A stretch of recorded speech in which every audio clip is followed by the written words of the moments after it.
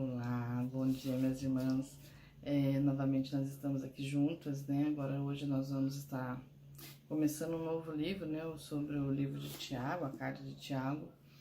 E nós vemos assim que muitas pessoas, elas falam até que Tiago é considerado o livro de Provérbios do Novo Testamento, né? Porque ele vem assim falando sobre várias coisas, várias situações, várias orientações do nosso dia a dia mesmo, as dificuldades que nós passamos. Esse Tiago que ele escreveu, ele foi o Tiago, irmão de Jesus, não foi o dos discípulos, foi o irmão de Jesus. Ele também é uma carta diferenciada porque ela não é como que é de Efésios, foi escrita para a igreja de Éfeso, para Tessalônica. Não, aqui como nós vamos ver, ele foi escrito para os judeus cristãos, para os cristãos daquela época, e para nós hoje, que somos também cristãos. Porque você pode falar assim, nossa, mas ela, né, foi escrita tanto tempo atrás, né, para quantos mil anos atrás, e hoje nós vemos que ela é atual, da mesma forma. Teve aquele tempo, aquele povo, aquela cultura, mas ela serve para nós hoje também. Porque nós somos seres humanos, como eles eram também, nós somos sujeitos às mesmas dificuldades, às mesmas lutas, às mesmas aprovações, né? Então, os mesmos problemas, pecados nós temos a graça de Deus, a misericórdia de Deus, mas nós pecamos da mesma forma, né? Então, assim, nós só vamos estar totalmente livres do pecado quando tivermos um corpo glorificado, né? Ou morrermos ou Jesus voltar antes disso. Até lá nós pecamos mesmo, nós temos dificuldades mesmo, temos que pedir perdão para Deus todos os dias, né? Não estamos mais sob o domínio do pecado, mas nós erramos da mesma forma. Então nós vamos começar a estudar juntos essa carta de Tiago, nós vamos ler, eu vou lendo um pouquinho, a gente vai conversando e vai discorrendo um pouquinho sobre essas orientações que ele traz para nós, tá bom? Vamos lá? Tiago, servo de Deus e do Senhor Jesus Cristo, ao povo de Deus espalhado entre as nações, saudações. Meus irmãos, a vida de vocês está cheia de dificuldades e de provações? É uma pergunta que ele faz. Então, considerem isso motivo de grande alegria, porque quando a sua fé é provada, a perseverança de vocês tem uma oportunidade de crescer. Portanto, deixem a perseverança crescer, agindo plenamente em vocês, porque quando a perseverança de vocês estiver, afinal, plenamente crescida, vocês estão preparados para qualquer coisa e serão fortes de caráter, íntegros e sem falta de coisa alguma. Então ele fala, você está passando provação, está passando dificuldade, tem uma música que fala assim, né? Cada vez que a minha fé é provada, tu me dás a chance de crescer mais e mais. Então quando vem as dificuldades, quando vem as lutas, quando vem as provações, realmente nessa hora que a gente, né, coloca em prática a nossa fé. A situação é uma, a gente está olhando, o cenário é um, mas nós continuamos crendo nas promessas de Deus, né? Que Deus, ele é poderoso para mudar qualquer situação, qualquer circunstância. Né? E seguindo, você vê se no versículo 5 vem uma sequência dessa que ele está falando, fala assim: se quiserem saber o que Deus quer que vocês façam, pergunte-lhes e ele alegremente lhes dirá, pois está sempre pronto a dar uma farta provisão de sabedoria a todos os que lhe pedem. Então você vê que ele vem falando o quê? Tiago, quando fala assim, se está passando provação, dificuldade, se vocês querem saber o que Deus quer que vocês façam, pergunte para ele e peçam para ele sabedoria. A palavra sabedoria, ela vem assim, querendo dizer assim, inteligência, um conhecimento. Mas eu posso ser inteligente, ter um conhecimento e não agir com sabedoria em determinada situação. Mas aqui especificamente, aqui ele vem falando o quê? Que se está passando por dificuldade, peçam a Deus sabedoria, para que a gente possa resolver a situação de acordo com a vontade de Deus, de acordo com a palavra de Deus, porque Ele sempre tem a melhor solução. Em Provérbios 1:7 diz assim, o temor do Senhor é o princípio da sabedoria. Então começa tudo o quê? Com o temor a Deus, né? Você conhecer a Deus, isso é o começo da sabedoria. Porque, mas assim especificamente, né? Como a gente está aqui entre mulheres, quando diz assim, a mulher sábia, ela edifica, ela constrói o seu lar. E por outro lado, a tola, ela mesma destrói. Por quê? Quando eu pergunto a Deus, assim, que nem nós lemos aqui, né? Que vai falando assim, se você tem... Vou dar até uma sequência aqui para vocês verem. Mas quando lhe pedirem, quer dizer, se você pede sabedoria a Deus, ele fala assim, mas quando lhe pedirem, estejam certos de que vocês realmente esperam que ele lhes diga, pois uma mente duvidosa é tão inconstante como uma onda do mar, que é empurrada e agitada pelo vento. Quando pedirem sem fé, não esperem que o Senhor lhes dê alguma resposta concreta, pois a pessoa que age assim é insegura e dividida, voltando, se ora para um lado, ora para o outro, né? Então, ou seja, se você, nós muitas vezes como mulheres, nós somos assim muito imediatistas, né, muito ansiosas. Então a gente pergunta alguma coisa para Deus e aí, né, a gente, Deus não respondeu naquela hora, a gente não tem aquela paciência de esperar, porque ele vai responder, ele fala assim, ele vai responder, ele vai te dar sabedoria. Aí a gente vai, o que a gente faz? Que é agir com a nossa própria sabedoria, sabedoria humana. E a sabedoria humana só faz estrago, meus irmãos. A gente fala o que não deve, a gente faz o que não deveria, sabe? Porque a gente vai achando que nós sabemos, né? Na nossa inteligência pecadora, a gente acha que pode resolver. E às vezes o estrago é muito maior. Então, quando você está passando por uma dificuldade, você quer saber o que, que Deus quer que você faça. Né? Quando eu falei, a mulher sabe, ela edifica o seu lar. Então, está passando uma dificuldade, por exemplo, com o esposo, pergunte para Deus, Senhor, o que o Senhor quer que eu faça? Né? Qual deve ser a minha atitude? O que eu devo fazer? O que eu devo falar ou não falar? Muitas vezes é melhor não falar, né? Então, tudo isso são orientações que Deus vai dar. Ah, um filho está dando problema, como eu devo agir em relação à situação? É no trabalho, é na área financeira, é com um outro parente ou com um amigo, seja o que for, qualquer situação, Deus tem a resposta para todas elas, né? E sempre é a melhor para nós. Então, quando nós agimos, pedimos, Senhor, o que o Senhor quer? Por isso que o Tiago vem dando uma sequência nisso, né? Está passando pela provação e dificuldade. E aí, você quer saber o que Deus quer fazer? Então, pergunte que Ele vai te dar, ainda vai te responder com alegria. Ele vai te dar sabedoria e alegria para você responder e você fazer da melhor forma, que é para não ter problema, tá bom? Então, quer diminuir as dificuldades aí, né? Saber como resolver os problemas?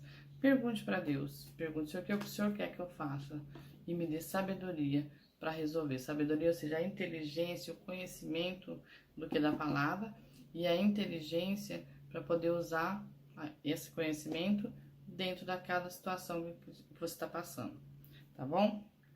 Vamos lá. Daí no versículo 9, o irmão que não gosta de muito prestígio nesse mundo deve orgulhar-se quando estiver em posição elevada. Mas o homem rico deve sentir-se alegre, caso fique pobre, porque as suas riquezas não significam nada para o Senhor. Pois o rico logo passará como uma flor do campo. Quando o sol se levanta, traz o calor abrasador, e a planta murcha e seca. Assim é com os ricos. Eles murcharão logo e deixarão para trás todos os seus afazeres. Não está dizendo aqui que é pecado ser rico, é pecado ter dinheiro, é pecado ter boas condições. O que ele está querendo dizer aqui é que diante de Deus nós somos todos iguais, né? Uma pessoa ela não é melhor diante de Deus porque ele tem uma posição melhor, porque ele tem mais bens, porque ele tem mais condição financeira. Não, diante de Deus nós somos todos iguais, tá bom? Aí vem lá no 12. Feliz é o homem que não cede e continua fiel quando é provado, porque depois receberá como recompensa a coroa da vida, que Deus prometeu àqueles que o amam. Quando alguém for tentado, nunca diga, essa tentação vem de Deus, pois Deus nunca pode ser tentado pelo mal, e Ele próprio nunca tentará alguém. Mas a tentação vem da fascinação dos próprios pensamentos e desejos maus do homem. Esses maus pensamentos levam ao pecado, e quando o pecado é consumado, leva à morte. Portanto, não se deixe enganar, caros irmãos. Então não tem como a gente falar assim, não, estou sendo tentado, Deus está me tentando, estou sendo tentado por Deus, sendo provado. Provado é uma coisa, agora tentado não. Tentação nunca vem de Deus. E nenhuma tentação é boa, é sempre ruim. E Deus não tem nada de ruim, Deus é sempre bom o tempo todo, né? Então nunca podemos falar isso.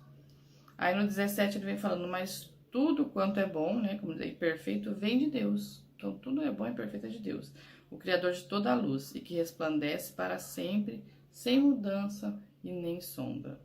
E foi pela sua própria vontade que ele nos deu a vida nova, por meio da verdade da sua palavra, e nos tornamos os primeiros frutos de tudo que ele criou.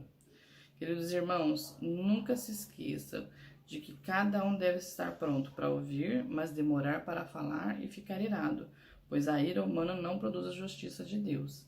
Então, por isso que ele fala assim, seja, né, tardio para falar, e principalmente para se irar. Porque na ira do homem é diferente. Deus não vai fazer justiça baseada na minha ira, vai, porque eu tô irado, porque eu tô com raiva.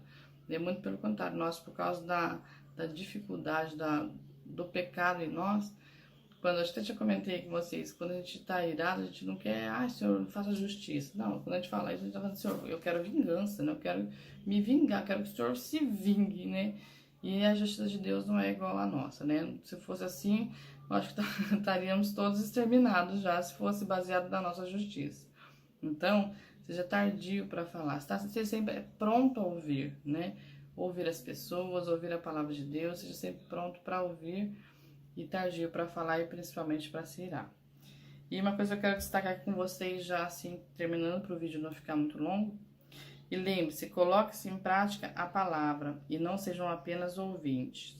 Portanto, não se enganem, pois se uma pessoa apenas ouvir e não colocar em prática, é semelhante a um homem que olha o seu próprio rosto no espelho e depois de olhar para si mesmo, logo se afasta e não se lembra de como é a sua aparência. Meus amados, assim, uma coisa assim muito importante, né? Nós muitas vezes ouvimos muita palavra de Deus. Hoje nós temos muitos recursos, temos a internet, temos vídeos, né? Temos os grupos e muitas vão na igreja, né? E às vezes assim, eu digo isso compartilhando com vocês uma própria experiência que eu tive. Muitas vezes a gente fala assim, não, tem que ir na igreja todo domingo, e lá você vai ouvir a palavra, tem que me alimentar, que é passar a semana. Mas eu mesmo, como eu falei, já fui muitas vezes na igreja, no domingo. Mas assim, sabe quando você vai no automático? Aí chega lá, você ouve a palavra. Mas assim, tá tão no automático que chega na segunda-feira eu nem lembrava do que eu tinha ouvido no domingo. E a palavra, ela falando assim que ela é uma semente. É uma semente que vai sendo lançada na terra fértil do nosso coração, que é o que está acontecendo aqui agora. A palavra de Deus está sendo lançada. E ela nunca volta vazia. Só que eu acho que todos vocês já devem ter uma noção de plantio, né? De semente de crescimento.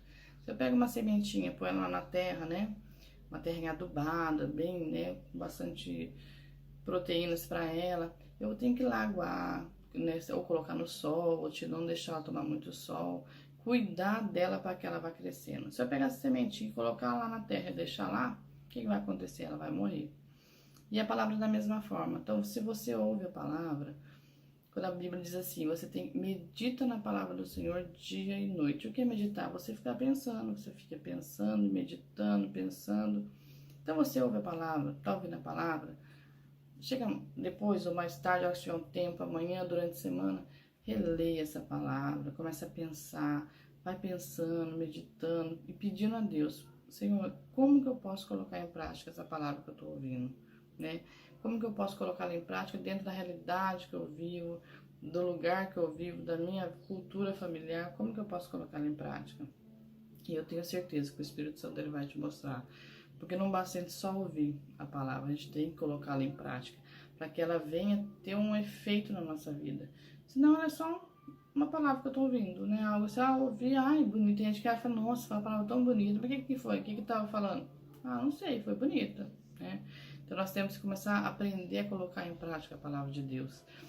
Um outro exemplo é como um alimento, né? A Bíblia diz que a palavra de Deus é alimento. E como se Deus preparasse um banquete, né? Chega lá, tá aqui o banquete, que é a palavra, tá sendo ministrada, aquela comida gostosa. Deus fala assim, você vai pegar essa comida e você vai saboreá-la a semana toda. Aí você chega e fala assim, não, Senhor, eu não quero, só um pedacinho. Só esse pedacinho tá bom, não quero mais. Você rejeita tudo aquilo. Só que você só vai ter esse alimento novamente no outra semana, no outro domingo, por exemplo. Vamos usar o dia de domingo. Na outra semana, o que vai acontecer? Você vai chegar no outro domingo, você vai estar fraca, desnutrida, sem força, né? Porque você passou a semana inteira sem alimento.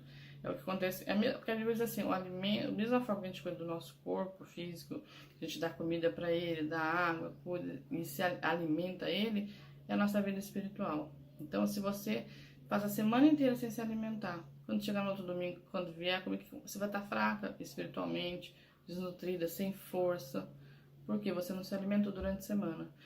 O alimento foi dado, muitas vezes nós rejeitamos esse alimento. Então, assim, é algo assim que Deus está trazendo para nós, né? Começa a meditar, pega essa palavra, medite, leia de novo, né? Dentro dessa, eu tô falando assim um pouco, né? Pouquinhas coisas do primeiro capítulo de Tiago, mas pegue, leia de novo, leia, se você não tem uma versão, tem várias versões hoje em dia da Bíblia com a linguagem muito mais fácil. Tem gente que já vem e fala assim, mas eu não entendo o que está escrito, é uma linguagem difícil. Tem as linguagens muito boas, a Bíblia Viva, a linguagem de hoje, a nova versão internacional. Então, pega uma que seja mais prática, mais fácil para você e começa a ler e meditar nessa palavra. Né? A vida espiritual é como um exercício, é como um músculo, você vai exercitando. Quanto mais você exercita, mais forte ela vai ficando. Tá bom? Então, assim, eu espero que foi uma introdução já falando um pouquinho, mas nós vamos ver que Tiago é rápido, é uma carta pequena, são 5 capítulos, mas que ele traz, assim, orientações valiosíssimas para nossa vida no dia a dia, né?